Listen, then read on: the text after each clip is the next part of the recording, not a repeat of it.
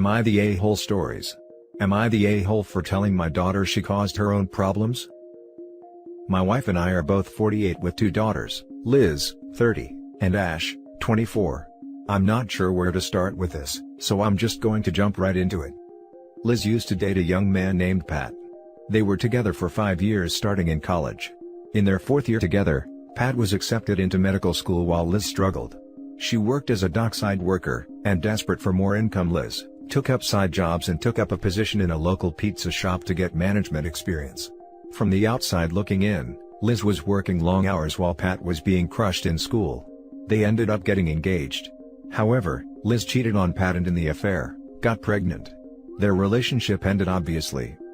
Ash went to the same school as Liz and graduated without any hiccups. She works in finance and she seems to be very happy in life, and we couldn't be prouder of her. Last year, Ash approached myself and her mother about a guy we knew she had met. It was Pat, and they had met while they were both working. To make a long story short, they have been dating for over a year now, and Ash seems to be very happy, while Pat still seems like a great guy. Liz has not taken this new development well at all, and has made issue out of issue with it. My wife and I both warned Ash this was going to be an obvious huge problem, but she said she was sorry for Liz, but she threw Pat away, so she didn't care how she felt about it. Liz's life has been difficult to say the least. She has 2 children as a single parent, and her career has never really taken off. She doesn't do bad, however, I guess she had higher ambitions. Her life is certainly tougher than Ash's, and now that she's dating a doctor who she once was engaged to, she's on a downward spiral. Friday night, Liz came over and asked us to watch her children, but my wife and I weren't up to it. One is special needs and we just don't have the energy for it sometimes. She had a meltdown where she unloaded her emotions on us, and I told her that her problems are her own fault. She chose her degree, she chose her job, she chose to cheat, she chose to have kids and be a single mother. These were all her choices, and I for one am sick of hearing how bad her life is all the time. Am I the a-hole? Now for the top comments. Look, this might be an unpopular opinion, considering how this sub reacts to stories of people dating their friends/siblings' exes, but not the a-hole. Once you've cheated on someone, I think you lose the right to be upset about something like that. Liz already burned that bridge, and it's not as if Ash and Pat were having an affair while they were still together. I feel bad for Liz, but she ruined her own relationship, and these choices have consequences. That's how life works. Agreed. If Liz and Pat broke up, I would take the position that Ash shouldn't be invited to family functions that Liz is at. But when the relationship falls apart because you cheated, you lose the right to complain. I disagree with your judgment. Reread the post. OP talks a lot about Liz cheating and Ash getting together with Pat, but all that information is really irrelevant. I don't know why he even included it. The situation we are judging is what OP talks about in the last 3 paragraphs. Liz currently is dealing with a lot. She's a single mom, one of her kids is special needs, and she's not made of money. She's overwhelmed by all this and unloads all of her emotions about this onto her parent, looking for some support. They tell her that all of this is her fault. OP is the a-hole for saying that, even if it's true, not the time or place. I want to add that I agree with you that Liz is an a-hole for cheating years ago. I just think it has nothing to do with the current situation. Everyone sucks here. Liz for her choices, Ash for dating her sister's ex, just completely wrong, and you two for the dismissiveness and lack of empathy for your daughter. I'm getting a real Ash is the golden child vibe from this too. We don't have a golden child. When Ash started dating Pat, we cautioned her against it, and told her that we would not allow Liz to be uncomfortable at family functions. Not the a-hole. I can understand why she is upset about what is going on, but you are right, she did choose all of that. She cheated, which lost her the person she was with. Her cheating led to her getting pregnant. It isn't easy having a child who has special needs, but it isn't up to you to bail her out. Now for the next story. Am I the a-hole for not sharing my inheritance with my sister after our dad died? I, 20 mil, am the youngest of 4 and the only boy. We have me, using fake names, Isaac, Honey, 21 female, Beth, 24 female, and Vicky, 26 female. When I was 17, I caught my mother having an affair. She tried talking me out of telling my dad, even going so far as to bribe me with things I want. I didn't listen and told him. They argue and my father files for divorce. During the divorce proceedings, it's revealed that the three of my sisters knew about the affair but never said anything. In fact, Vicky, who's always been very spoilt, blackmailed my mom repeatedly to get expensive things. Anyway, my dad, hurt by this betrayal, cut them three out of his life for a while. He did reconnect with them, but he was hurt and no longer trusted them. During this time, my dad rewrote his will and basically left me everything, apart from $300 to be split between my sisters so they couldn't contest the will. I knew of this and didn't stop him. His money, his choice. My dad hired a cutthroat lawyer, and my mom got nothing in the divorce and had to go live with Beth. My dad died due to COVID, and we buried him 2 weeks ago, and at the will reading, my sisters found out about the amended will and the reasons for it.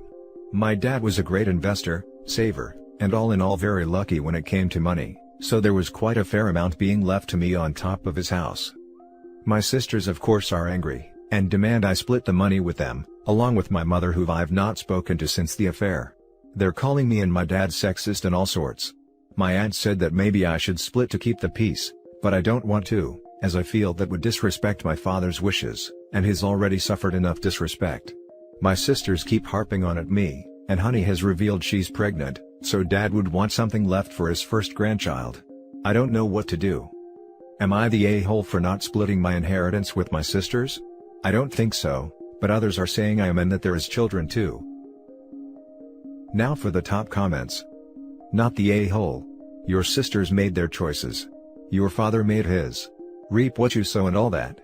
Oh, and condolences on your loss. Thank you. Exactly as posted above.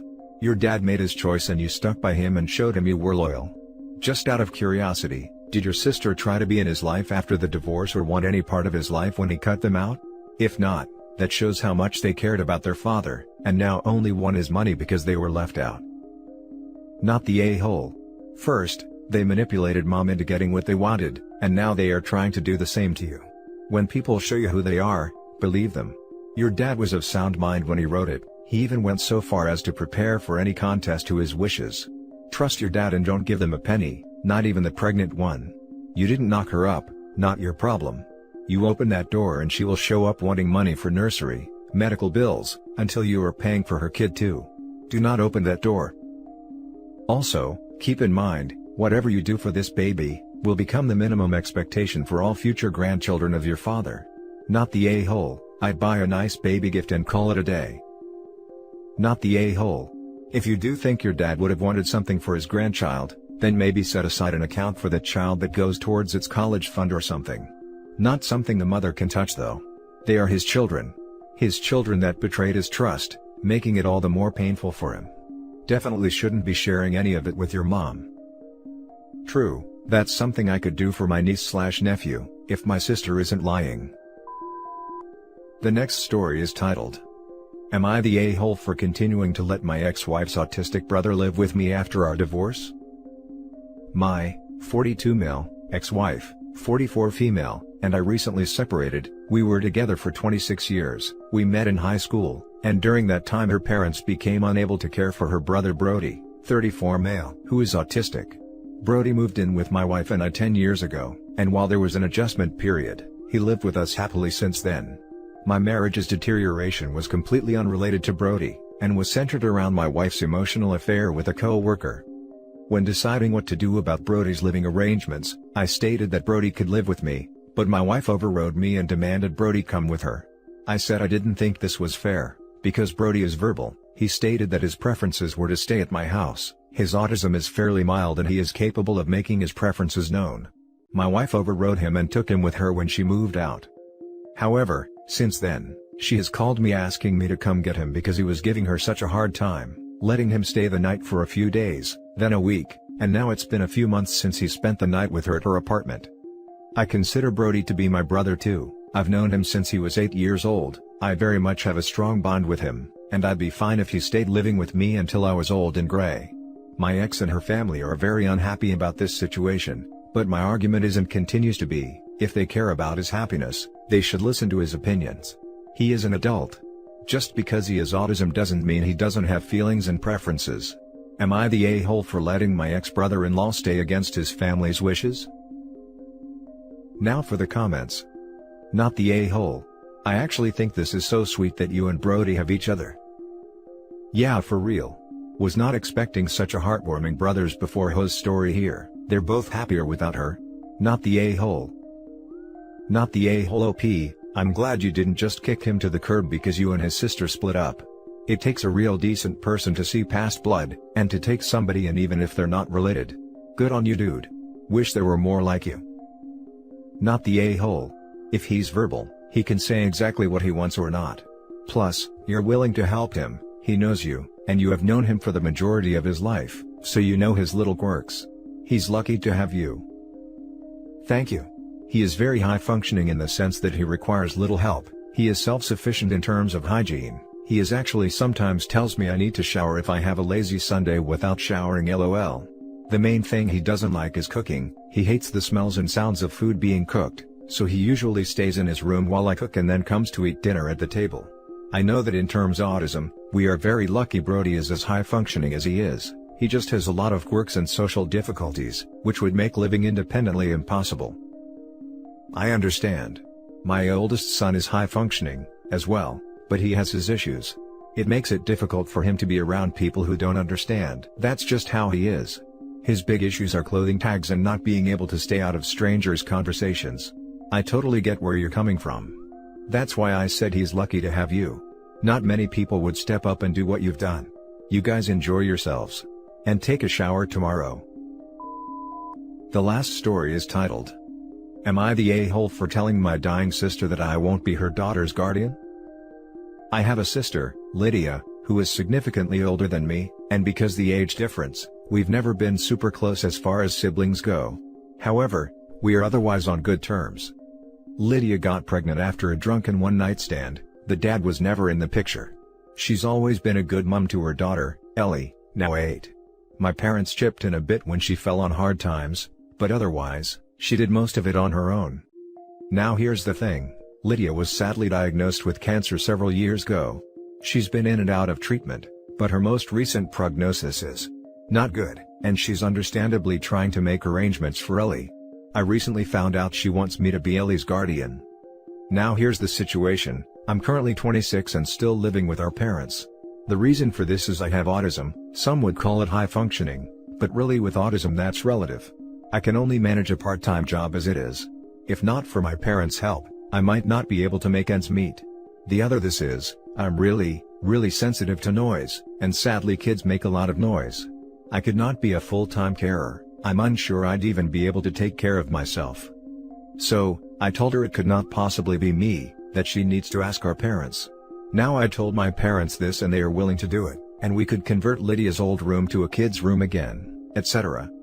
When I told Lydia this, she got angry, saying she needs it to be me, not our parents. Our parents are quite old, and she's scared they might not live until Ellie is an independent adult. She also knows I have a boyfriend, and she's sort of banking on us getting married, so she got it in her head we could be parents. I told her that I simply cannot take that responsibility, that I am already incredibly anxious about how I'll manage myself after our parents will be gone, let alone with a child. I told her that if she doesn't want our parents to do it, she needs to find another candidate herself. She started screaming at me, about how I am selfish and how our parents always helped me more and that I needed to give something back. I understand this is frustrating to her, but I feel my parents have been good to both of us, I just needed more help with my disability. I told her I understand this must be very painful for her, but I'm really not the person for this. She slammed the door on me. P.S. Of course I would help if Ellie came to live with us, I just do not want full/legal responsibility. Also, I need to be able to isolate if she'd overstimulate me. Am I the a-hole?